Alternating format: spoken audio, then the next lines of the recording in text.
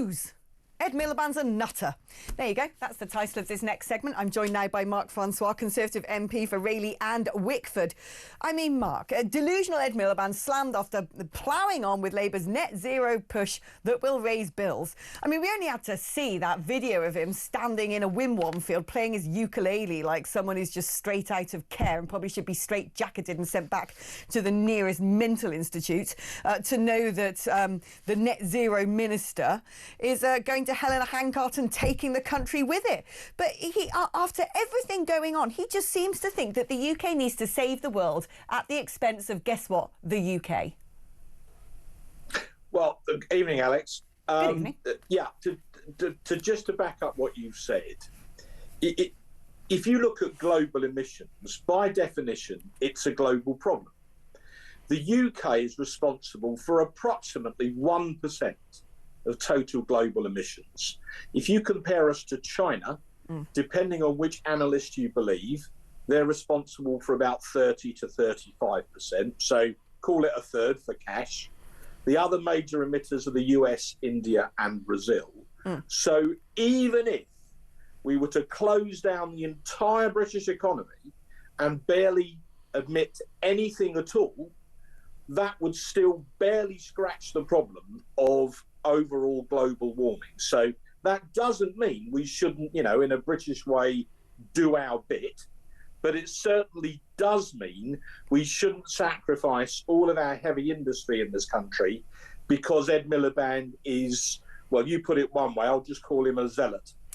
Yeah, zealot, nutter, potato, potato. The thing is this, though, it seems to me that this ridiculous Labour government, and talking about the statistics you're mentioning there, and China being approximately responsible for a third of global emissions, that's because they're churning out CO2, making all the sorts of, net zero stuff, paraphernalia, that this government are writing a blank charity cheque to Beijing for giving us. It seems not only is it good enough for us to self-flagellate to the point of being totally flayed to the bone at the altar of net zero, they are obsessed with China doing this job for them, and China are rubbing their hands together with glee going, great, you're destroying your own economy and building ours. Well, it's worse than that, because as part of their economic development, China are still opening at least one new coal-fired power station a month. Some months they open two. So, we're being given virtue lectures by Miliband about how we should, if you like, put on a hair shirt.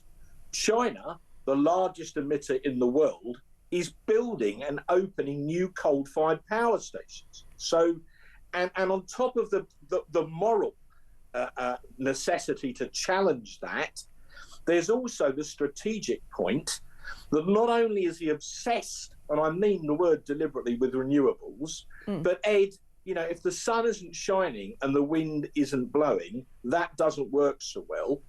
They're also banning us, or trying to ban us, from further development of oil and gas resources in the North Sea, which is even more bonkers, particularly given the strategic situation. And you've seen how Putin has tried to use the gas weapon since the full-blown invasion of Ukraine in February of 2022. So not only is this just massive virtue signalling by Red Ed, as it used to be known, it also makes no sense strategically. And at a very human level, why should my constituents in Rayleigh and Wickford have to pay 15 grand to rip out a perfectly working gas central heating system in order to install an air source heat pump, which is thermally inefficient, and it often, after about 6 months of operation, extremely noisy, just to make Ed Miliband feel better? Mark, it's the most sick vanity project. We know this government are absolutely tonto. They haven't even said anything about the Supreme Court ruling. Even our security services are warning us about the sort of tech China might be putting in their EV vehicles. Make it make sense.